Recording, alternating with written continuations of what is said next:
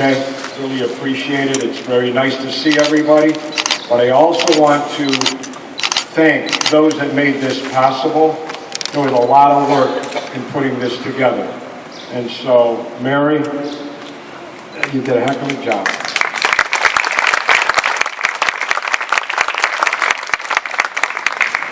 I am honored to stand before you and tell you a story that means a lot to me that I want to share with you. And I hope that you feel the same emotion that I do. There's an Italian slogan that says, we discovered it, we named it, and we built it. The last part is in reference to the ingenuity, the creativity, and dedication of millions of Italians and Italian Americans who helped build America. When we think of the 19 that came from Oratino, Italy, who sculpted the Guardian statues, they most definitely built it.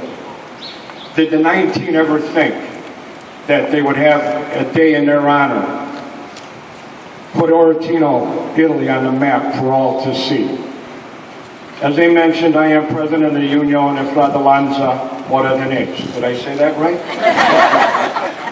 Translated in English, it means a union of brotherhood for Oratino.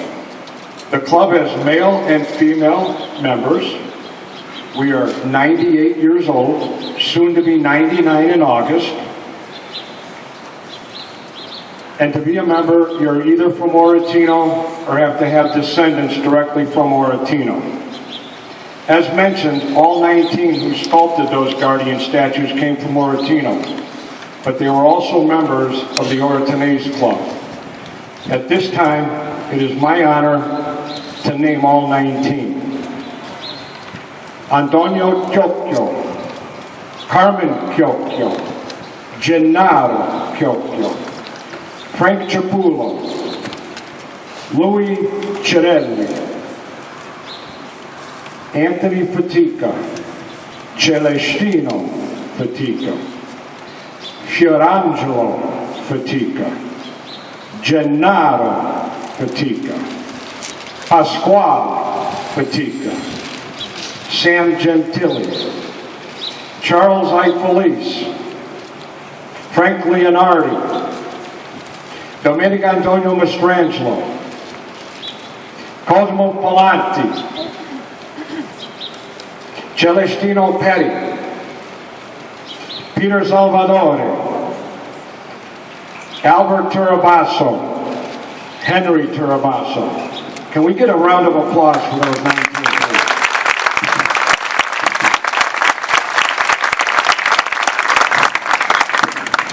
Today I want to talk about how we came to this day in preserving our Italian history. But before I do, when you're raised by a dear mother and father who came from Oratino, you're taught many things. You're taught the Italian ways of customs, of rituals, of respect.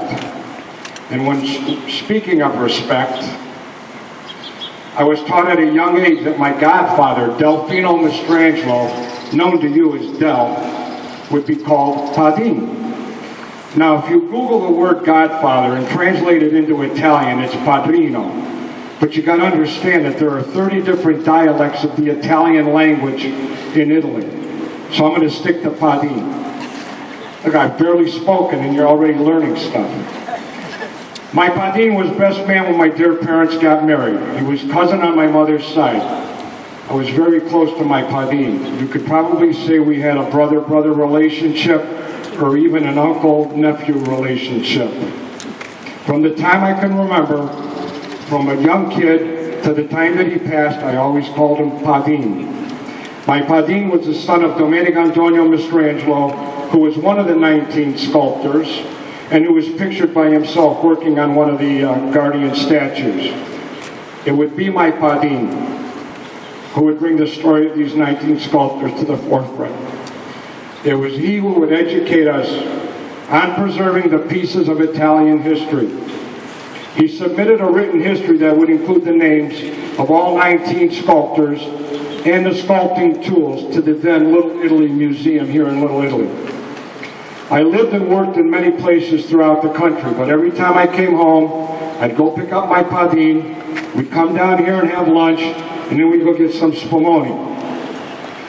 Later, that museum would close, so my padine never knew about the whereabouts of his writings or his tools that he gave. Time would pass. I came home 6 years ago. My padine became sick. We would eventually lose him, but he passed away not knowing what happened to his writings and those tools. So a few months went by, and I would call his wife Pauline, and I had explained to her, and by the way, Pauline is on my father's side, cousin. She's not here today. She couldn't make it down, but we do have Annie here, their daughter. So I told her that Padine passed away without knowing what happened to those writings and those tools, and that I would do whatever I could to find them. So the first thing I did was I called the Western Reserve Historical Society. I explained everything to them, and they said, "Oh, we have them right here. Do you want them back?" I said, "No, let me check with my Padine's wife and see what she would like to do with them." So I called Pauline, and Pauline said, and I quote, "No, Dell would want them to have them." So, as Blaine mentioned, last year, the Cleveland baseball team changed its name to the Cleveland Guardians. How cool is that, right? After close to 1,000 names were submitted, Guardians was chosen. So as president of the Unione Fra dell'Alonzo Ordenese, inspired by my Padine's writings, I reached out to the Guardians front office and asked if we could have an Oratino Day at one of the games. I provided some history along with some pictures. They called back and said a local television station wants to interview you. Okay. So, long story short, the interview happened. I never expected that we would be on TV for 4 minutes, all right? But they did such an incredible job that not only did they feature the sculptors, but they also showed a map of where Oratino was in Italy. They also showed those 19 those 19 sculptors on top of the statues. They also showed a picture of Oratino. They also showed a picture of La Vaglia, which is an Italian tradition on Christmas Eve in Oratino. And then they also, which I thought they would never do, went to the Cleveland City Council chamber, and on that City Council chamber is a mural.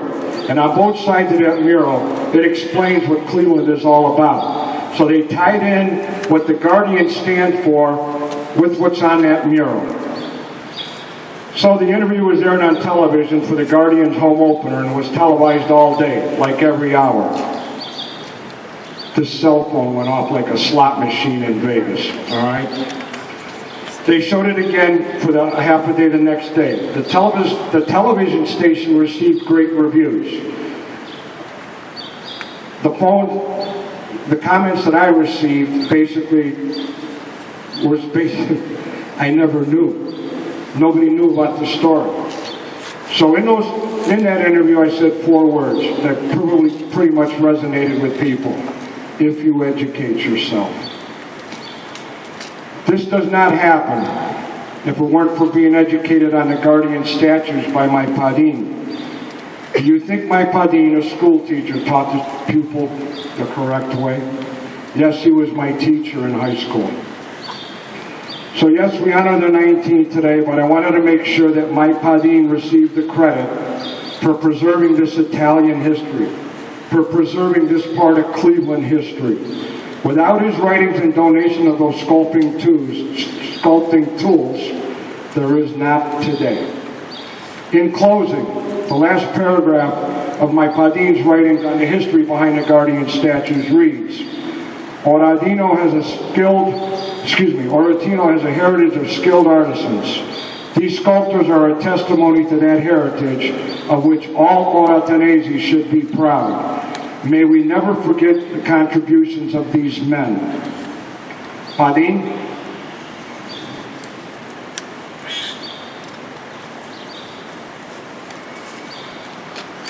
I know you're looking down on us, And because of your dedication to preserving our Italian history today, the 19 sculptors received their honor with an Ohio historical marker.